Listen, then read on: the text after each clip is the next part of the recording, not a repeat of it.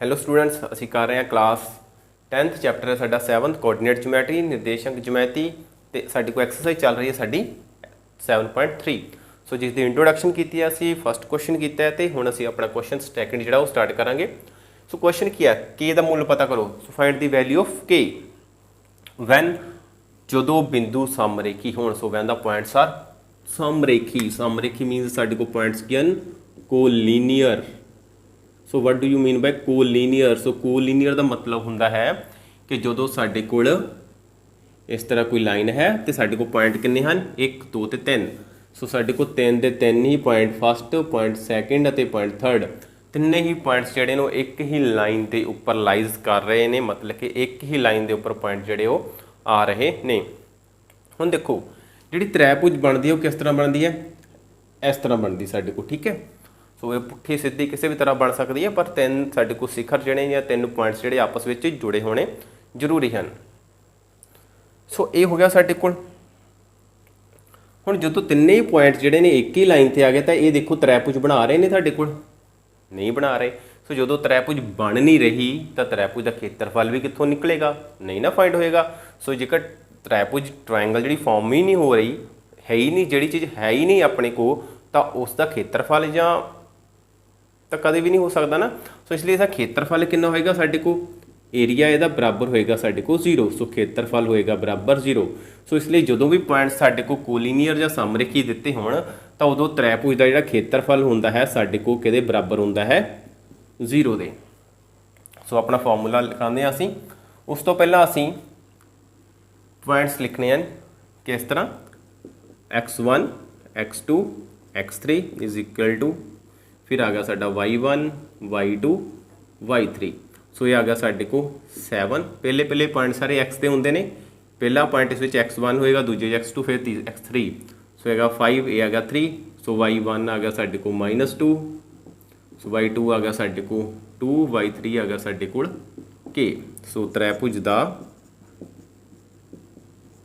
ਖੇਤਰਫਲ ਬਰਾਬਰ ਹੋਏਗਾ 1/2 x1 bracket plus x2 ਫਿਰ ਬ੍ਰੈਕਟ ਪਲੱਸ x3 then ਫਿਰ bracket and square bracket close. ਸਾਡੇ ਕੋਲ ਆਏਗਾ x1 ਲਿਖਿਆ, ਇੱਧਰ ਆਏਗਾ ਸਾਡੇ ਕੋਲ y2 ਮਾਈਨਸ y3। ਸੋ x2 y3 ਮਾਈਨਸ y1। ਸੋ x3 ਸਾਡੇ ਕੋਲ ਆ ਗਿਆ y1 ਮਾਈਨਸ y2। ਸੋ ਇੱਕ ਹੋਰ ਵੀ ਅਸੀਂ ਲੌਜਿਕ ਲਗਾ ਸਕਦੇ ਹਾਂ, 123 231 ਅਤੇ 312। 1 2 3 ਫਿਰ 2 ਅੱਗੇ ਆ ਗਿਆ, 2 3 1 ਫਿਰ 3 1 2। ਸੋ ਇਸ ਦੇ ਨਾਲੋਂ ਬੈਸਟ ਹੈ ਕਿ ਤੁਸੀਂ ਸਭ ਤੋਂ ਪਹਿਲਾਂ ਪਹਿਲੇ ਪੁਆਇੰਟਸ ਲਿਖ ਲਓ, ਫਿਰ ਬ੍ਰੈਕਟ ਲਿਖੋ ਤੇ ਉਸ ਦੇ ਵਿੱਚ ਅਸੀਂ ਪਹਿਲੇ ਪੁਆਇੰਟ ਨਾਲ y1 ਨਹੀਂ ਲਿਖਣਾ ਹੈ, ਅਗਲੇ ਦੋ ਪੁਆਇੰਟਸ ਦੀ ਜਿਹੜੀ ਮਾਈਨਸ ਲਿਖਣੀ ਹੈ ਉਹ ਵੀ ਸਿੱਧੀ ਲਿਖਣੀ ਹੈ ਅਸੀਂ, y2 minus y3, y3 minus ਅੱਗੇ ਪੁਆਇੰਟ ਨਹੀਂ, ਅਸੀਂ ਉੱਪਰ ਚੱਲ ਜਾਵਾਂਗੇ y1, ਫਿਰ ਠੀਕ ਹੈ y1 minus y2। Clear.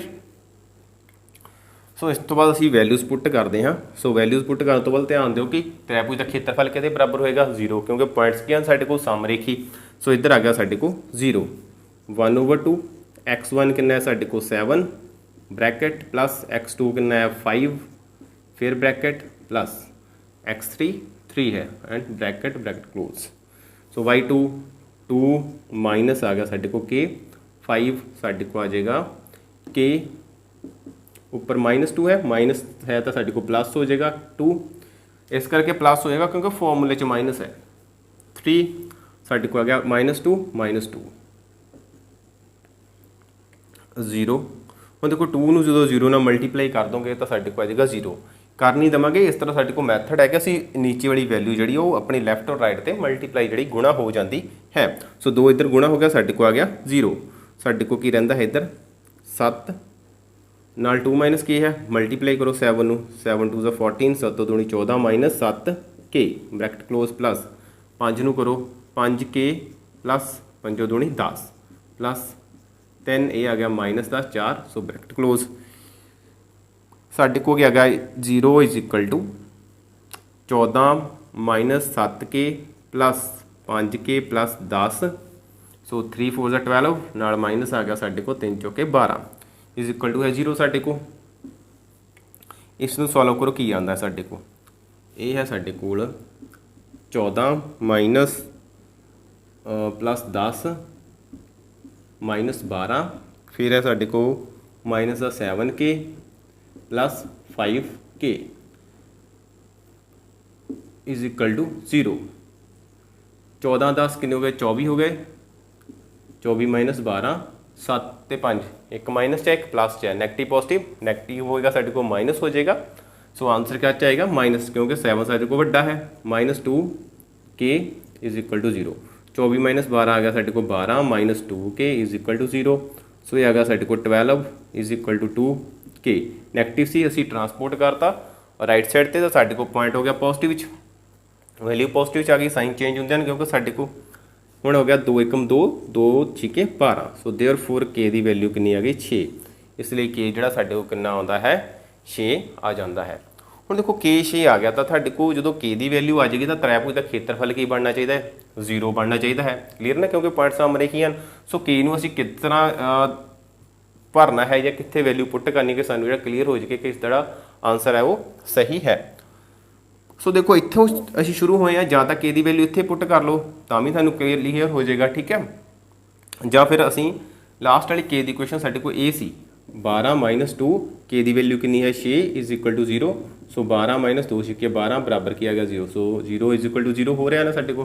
So therefore K की जिहड़ा 6 आया साडे को ये वैल्यू जिहड़ी साडे को आई है वो सही है। सो ये सी साडा क्वेश्चन सैकेंड का फर्स्ट पार्ट। उम्मीद करदा कि जिहड़ा क्वेश्चन है तुहानूं क्लीयर हो गया होवेगा। सो ਵੱਧ ਤੋਂ ਵੱਧ ਬੱਚਿਆਂ तक शेयर करो, वीडियो ਨੂੰ लाइक ਜ਼ਰੂਰ करो। थैंक यू, मिलते हैं नैक्सट क्लास ਦੇ ਵਿੱਚ नैक्सट क्वेश्चन ਦੇ ਨਾਲ, क्वेश्चन सैकेंड ਦੇ सैकेंड पार्ट ਦੇ ਨਾਲ।